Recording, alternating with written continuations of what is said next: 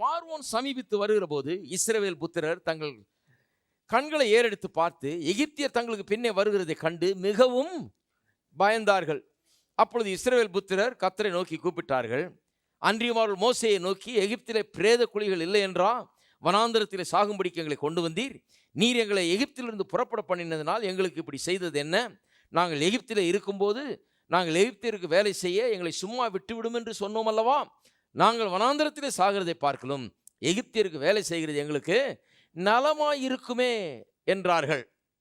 இங்கே அவிசுவாசத்தின் ஒரு குறிப்பிட்ட தன்மையை பார்க்கிறோம். அது என்னன்னா, அவிசுவாசத்தின் தன்மை, முக்கியமான தன்மை என்ன?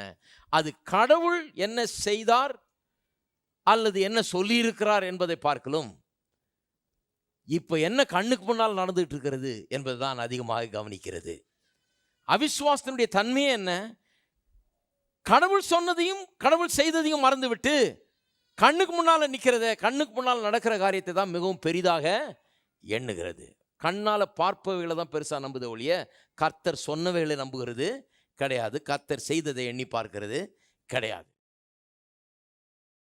ரெண்டாவது, second character of unbelief, fear, பயம். அதே வசனத்தை பார்ப்போம் திருப்பி. இஸ்ரவேல் புத்திரர் தங்கள் கண்களை ஏறெடுத்து பார்த்து எகிப்தியர் தங்களுக்கு பின்னே வருகிறதை கண்டு மிகவும் பயந்தார்கள். பயம் எப்படி உண்டாகிறது பாருங்க. பயம் பார்க்கிறதுனாலே உண்டாகிறது. கண்கள் எதை பார்க்கிறது, எண்ணங்கள் எதை சிந்திக்கிறது என்பதை பொறுத்து தான் பயம் உண்டாகிறது. அது அடிமைப்படுத்துகிறது. ஒருவன் விசுவாசத்தில் இருக்கிறவன் நல்ல காரியங்கள்லாம் நடக்கும் என்று எதிர்பார்க்கிறான். பயத்தில் இருக்கிறவன் கெட்ட காரியம்லாம் நடக்கும் என்று எதிர்பார்த்து கொண்டிருக்கிறான். ஏன் பயப்படுறோம்? பார்க்கறதுனால பயப்படுறோம். பார்க்கறத மாற்றினா, எண்ணங்களை மாற்றினா, எதை பார்க்குறோமோ அதை மாற்றினா, எண்ணங்கள் எதை சிந்திக்கிறோமோ அதை மாற்றினா நம்முடைய உள்ளத்தில் இருக்கிற பயமும் நீங்கிவிட வாய்ப்பு உண்டு. கவனிக்கிறீங்களா? அதனால தான் வேதவசனம் சொல்லுது, இரவும் பகலும் அவருடைய வேதத்தில் தியானமாக இருக்கிற மனுஷன் பாக்கியவான். அவன் செய்வதெல்லாம் வாய்க்கும், அவனுக்கு எல்லாம் வெற்றி. ஏன்? அவன் இரவும் பகலும் பயத்தை தியானித்து கொண்டு இல்லை, இரவும் பகலும் கர்த்தருடைய வார்த்தையை, கர்த்தருடைய வாக்குத்தத்தங்களை தியானித்து கொண்டிருக்கிறான். கர்த்தர் என்ன சொல்லியிருக்கிறார் அதை பார்த்து கொண்டிருக்கிறான். இரவும் பகலும் என்னென்ன கெட்டதெல்லாம் நடக்குமோ அப்படின்னு யோசிச்சுட்டு இல்லை, என்னென்ன காரியம்லாம் ராங்காக போகுமோ அப்படின்னு யோசிச்சுட்டு இல்லை. என்ன யோசித்து கொண்டிருக்கிறான்? கர்த்தருடைய வாக்குத்தத்தங்கள் எப்படி தன்னுடைய வாழ்க்கையில் நிறைவேறப் போகிறது, எப்படி தன்னுடைய வாழ்க்கை மாறப்போகிறது என்பதை அவன் எண்ணி பார்க்கிறான். இதை எண்ணி பார்க்க பார்க்க அவனுக்குள்ள விசுவாசம் பெருகிறது. அவன் செய்கிறதெல்லாம் வாய்க்கிறது. இரவும் பகலும் அவருடைய வேதத்தில் தியானமாக இருக்கிற மனுஷன் பாக்கியவான். வேத வசனம் பயத்தை நீக்குகிறது, தைரியத்தை உள்ள கொண்டு வருகிறது, விசுவாசத்தை கொண்டு வருகிறது. விசுவாசம் கேள்வியினால் வரும், கேள்வி தேவனுடைய வார்த்தையினால வரும் என்று சொல்லப்பட்டிருக்கிறது. அப்ப தப்பான காரியங்களை பார்த்துக்கிட்டே விசுவாசத்தில் வாழ முடியாது. தப்பான காரியங்களை கேட்டுக்கிட்டே விசுவாசத்தில் வாழ முடியாது. கவனிக்கிறீங்களா? தப்பான காரியங்களை படிச்சுக்கிட்டே விசுவாசத்தில் வாழ முடியாது. நம்ம எதை பார்க்குறோம், எதை கேட்குறோம், எது உள்ளே போகுது காதுக்குள்ளே, எது கண்ணுக்குள்ளே போகுதுன்றது ரொம்ப முக்கியம். ஏன்னு சொன்னால், பயத்தின் காரியங்கள் எல்லாம் போச்சுன்னா கண்டிப்பாக விசுவாசம் வளர முடியாதுங்க. விசுவாசத்துக்குரிய காரியங்கள் உள்ளே போக வேண்டும். அதனால தான் சொல்லுது, கண்களை விட்டு பிரியாது இருப்பதாக. மகனே, உன் செவிகளை சாய், வார்த்தையில கவனி என்று சொல்லப்பட்டிருக்கிறது. ஏன்னா இங்க என்ன போகுது? கர்த்தருடைய வார்த்தை போக வேண்டும். கண்களுக்கு முன்னாலே இருக்கணும், கர்த்தருடைய வார்த்தை இருக்கணும். இருதயத்தில் வைத்ததை காத்துக்கொள், அப்பொழுது அது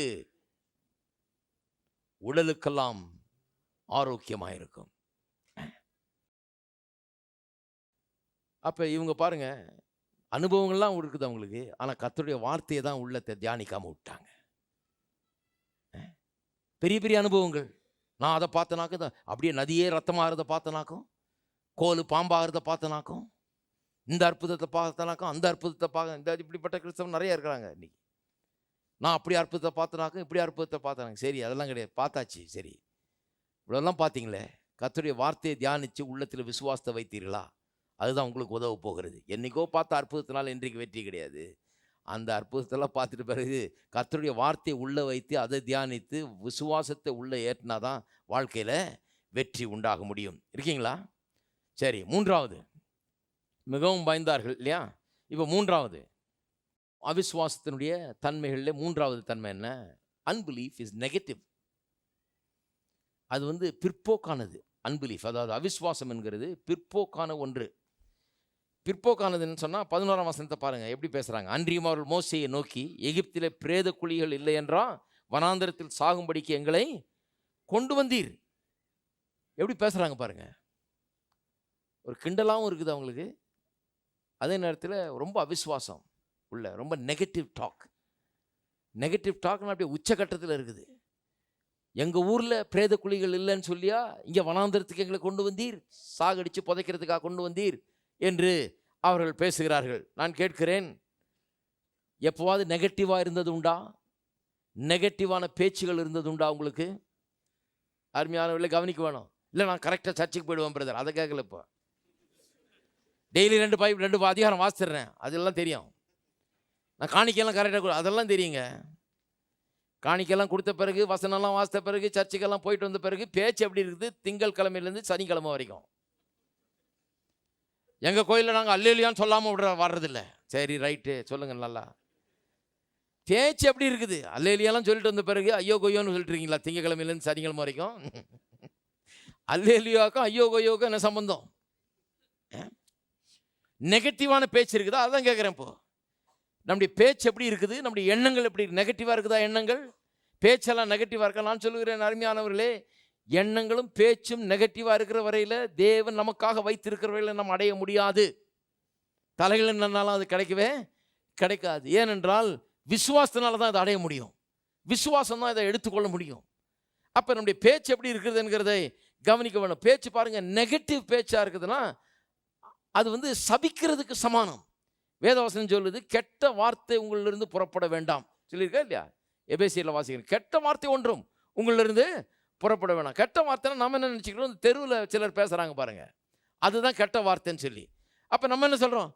ரொம்ப கரெக்டியா, நான் ஒரு நாளும் கெட்ட வார்த்தையை பேசுனதே கிடையாது.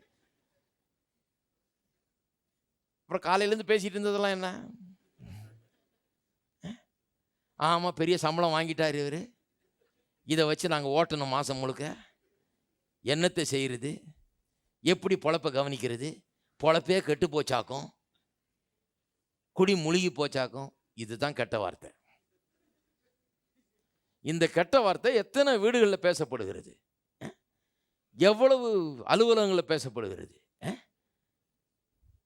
வார்த்தையெல்லாம் நெகட்டிவாக இருக்குது, கெட்ட வார்த்தையாக இருக்குது. ஆனால் வாழ்க்கை நல்லா இருக்கணும்னு எதிர்பார்க்குறோம். நான் கோயிலுக்கு போயிட்டு வந்தேனாக்கும், ஆண்டவரை தேடுறனாக்கும், நான் உபவாசம் இருந்தனாக்கும், இப்படி பண்ணனாக்கும், ஒரு நாளைக்கு 2 மணி நேரம் ஜபிச்சனாங்க. 2 மணி நேரம் ஜபிச்சது இருக்கட்டுங்க, மீதி 22 மணி நேரமும் கெட்ட வார்த்தை தானே. அதுதான் சொல்கிறேங்க.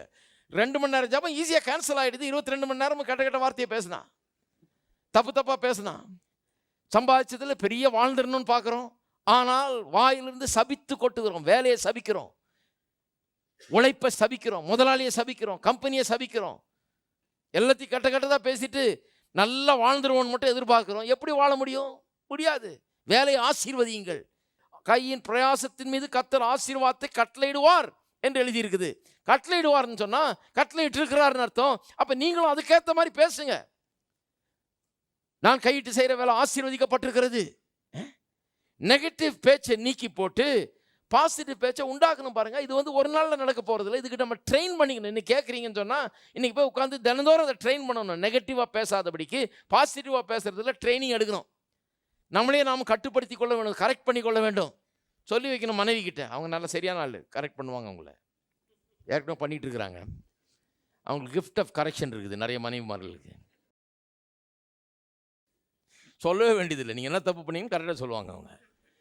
நீங்கள் சொல்லுங்க, மற்ற தப்பெல்லாம் சொல்கிறது இருக்கட்டும், ஏதாவது தப்பாக ஏதாவது சொன்னா கொஞ்சம் சொல்லுங்க. எத்தனை தப்பு சொல்லுவாங்க பாருங்கள். ஒரு அம்மா சொல்கிறாங்க, உங்கள் கோயிலுக்கு கொண்டு வந்ததே போதும், என் பையனை என்ன சொன்னாலும் பிரசங்கம் பாஸ்டர்கிட்ட கேட்டு நீங்கள் எப்படி பேசுகிறீங்களே அப்படிங்கிறான். பெரிய தொல்லையாக போச்சு வீட்டில். இவங்களுக்கு பதில் சொல்கிறதே பெரிய கஷ்டமாக இருக்குதுன்றாங்க. ரொம்ப நல்லது. கரெக்ஷனுக்கு ஒரு ஆள் இருக்கணும். மனைவி புருஷனை கரெக்ட் பண்ணலாம், புருஷன் மனைவியை கரெக்ட் பண்ணலாம், பிள்ளைங்க பெற்றோரை கரெக்ட் பண்ணலாம், பெற்றோர் பிள்ளைகளை கரெக்ட் பண்ணலாம். எப்படி பண்ணுறீங்களோ தெரியல, ஆனால் அதை சரிப்படுத்த, வாயை சரிப்படுத்தினா தான் வாழ்க்கை சரியாகும். ஆகவே இதை சரிப்படுத்த வேண்டும். விசுவாசத்தை பேசுகிற வாயாக அதை மாற்ற வேண்டும். விசுவாசித்தேன் ஆகையால் பேசுகிறேன் என்று எழுதியிருக்கிறபடி விசுவாசித்து பேசுகிறவர்களாக இருக்கணும். அப்படியே வாழ்க்கையில் அதை உண்டாக்குகிறவர்களாக நாம் இருப்போம். எவனாகிலும் இந்த மலையை பார்த்து நீ பெயர்ந்து சமுத்திரத்தில் தள்ளுண்டு போ என்று சொல்லி தன் இருதயத்தில் சந்தேகப்படாமல் விசுவாசித்தால் அவன் சொன்னபடியே ஆகும். தினம் ஆயிட்டு இருக்குது சொன்னபடியே. ஹலோ, ஒரே பிரச்சனைங்க சொன்னபடியே ஆயிருக்குது. ஒரே சண்டைங்க சொன்னபடியே ஆயிருக்கு. பொண்டாட்டி பொட்டியை தூக்கிட்டு போயிட்டாங்க சொன்னபடியே ஆயிருக்குது. நீங்க தானே சொன்னீங்க எது ஒண்ணுன்னா பொட்டி மூட்டை கட்டி அனுப்பிச்சிடுவேன். 10 வருஷத்துக்கு முன்னாடியே சொல்லி வச்சிங்க. இப்போ ஆயிருக்குது, நிறைவேறுது. அது மரம் வேறு உள்ளே போய் விதை உள்ளே போய் வளர்ந்து பெருசாக வளர்ந்து இன்றைக்கி பொட்டியை தூக்கிட்டு அம்மா கிளம்பிட்டாங்க. இப்போ பாஸ்டரை போய் பார்த்து, போலீஸை போய் பார்த்து, அங்கே போய் பார்த்து, எப்படியாவது மனைவி திருப்பி கொண்டு இதுதான் ப்ராஃபஸி பண்ணிக்கிட்டே இருக்கிறீங்களே. ஏற கட்டிட்டு வேணாக்கும் ஒன்று என்ன இருக்கீங்களா? நல்லா விளங்குதுன்னு நினைக்கிறேன். உங்களுக்கு எப்படி விளங்க வைக்கிறதுன்னு யோசித்து பார்க்குறதுன்னு என் வேலையாக இருக்குது. இதே பெரிய வேலையாக இருக்குது எனக்கு.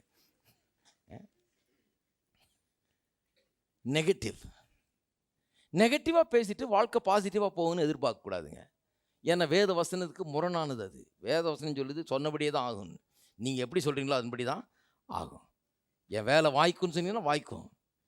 உருப்படாத வேலை அப்படின்னு சொன்னால் அது உருப்படாது, அவ்வளோதான். நீங்கள் சொன்னது தான் வாய்க்கும். அதை சரிப்படுத்த வேணும் பாருங்கள்.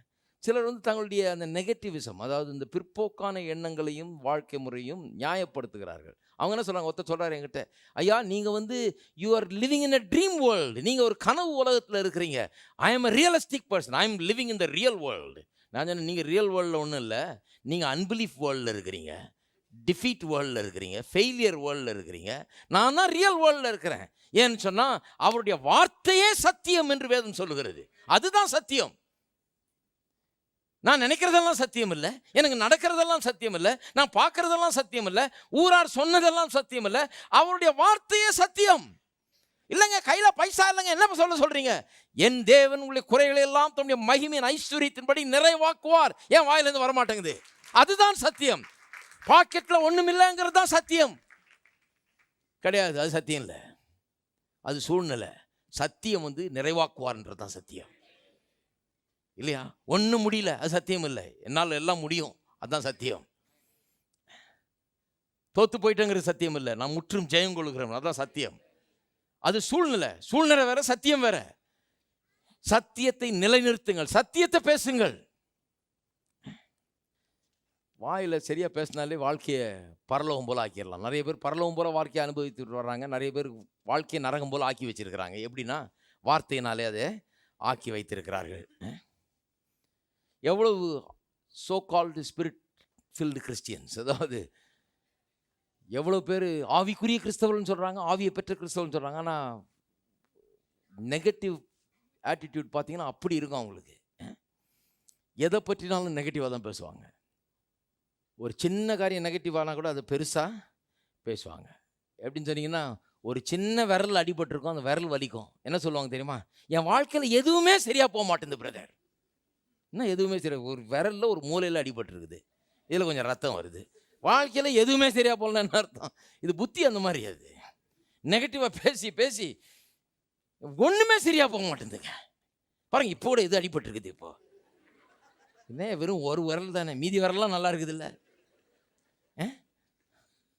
மீதி விரலாம் நல்லா இருக்குது, ஏதோ நல்லா நடந்துட்டு. அது நல்லதை பற்றி பேசுங்களேன்.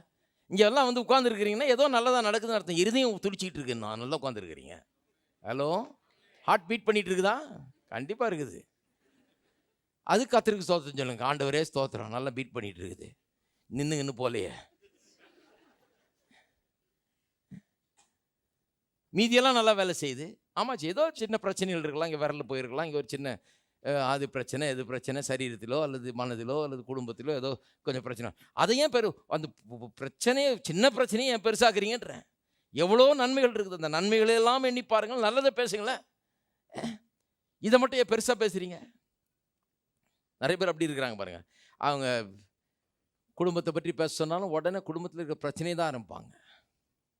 ஒரே பிரச்சனைங்க, மாமியார் இப்படி, மனைவி இப்படி, பிள்ளை இப்படி, இவன் தான் அப்படின்னா அவளும் அப்படி, அவள் தான் அப்படின்னா இவனும் இப்படி, இப்படியே தான் அவங்க பேச்சு. ஆனால் பைபிள் தீர்த்து கரெக்டாக கோயிலுக்கு போயிடுவாங்க, தவறாமல் போயிடுவான் பிரதர். உபவாச கூட்டத்துக்கு தவறுறதில்லை, ஆல் நைட் ப்ரேயருக்கு தவறுறதில்லை, உழுந்து உழுந்து ஜெபம் பண்ணுறது, உழுந்து உழுந்து உபவாசம் கிடக்கிறது. ஆனால் பேச்சை மட்டும் மாற்றிக்கிறதே கிடையாது. இவங்க உபவாசம் இருக்கிறதுனால கர்த்தர் மாறி ஏதாவது ஹெல்ப் பண்ணுவார்னு பார்க்குறாங்க அவங்களுக்கு. அவர் தான் மாறணும். அவர் மனசு மாறி ஏதாவது நமக்கு சரி அவர் மாற போகிறதில்லன்னு சொல்லிட்டாரு. நம்ம தான் மாற வேண்டியது இருக்குது. இருக்கீங்களா? இந்த நெகட்டிவ் எப்படி இருக்கீங்க கொஞ்சம் யோசித்து பாருங்கள். நெகட்டிவாக இருக்கீங்களா, பாசிட்டிவாக இருக்கீங்களா? எதை பேசுகிறீங்க முக்கால்வாசி நேரம்? எதை எண்ணுகிறீர்கள்? உங்களுடைய வாழ்க்கையே அப்படி நெகட்டிவ் அப்ரோச்சாக இருக்கா இல்லை பாசிட்டிவ் அப்ரோச்சாக இருக்கா? நெகட்டிவாகவே திங்க் பண்ணுறீங்களா, நெகட்டிவாகவே பேசுகிறீங்களா? நான் சொல்லுகிறேன், உள்ளத்திலே அவிசுவாசம் நிறைந்திருக்கிறது. அது தோல்விக்கு வழிவகுக்கும். நாளைக்கு தோல்வி அடைஞ்சிட்டு கர்த்தர் ஏங்க இப்படி பண்ணிட்டாரு, கர்த்தர் என்னை கைவிட்டாருன்னு சொல்லக்கூடாது. ஏன்னா கர்த்தர் ஒருபோதும் கைவிடுகிறவர் அல்ல. ஆனால் அவிசுவாசம் உள்ளவர்களுக்கு கர்த்தரே உதவி செய்ய முடியாது. வாழ்க்கையில் எல்லாம் பிரச்சனைகளை சந்திக்கிறோம், எல்லாம் எத்தனையோ இன்னல்களையும் துன்பங்களையும் சந்திக்கிறோம். ஆனால் எல்லாவற்றிலும் ஜெயத்தை கொடுக்க வேண்டும் என்று சொல்லியே அவர் வசனத்தையும் ஆவியும் கொடுத்திருக்கிறார், சபையை கொடுத்திருக்கிறார், போதனையை கொடுத்திருக்கிறார். இயேசு வலது பாரத்தில் உட்கார்ந்துட்டு இருக்கிறாருங்க, நமக்காக பரிந்து பேசி எல்லாம் நடந்துகிட்டு இருக்குது. இருக்கீங்களா? ஆனால் வெற்றி அடைவோம் என்கிற மன உறுதியோடு அதை பேச வேண்டும்.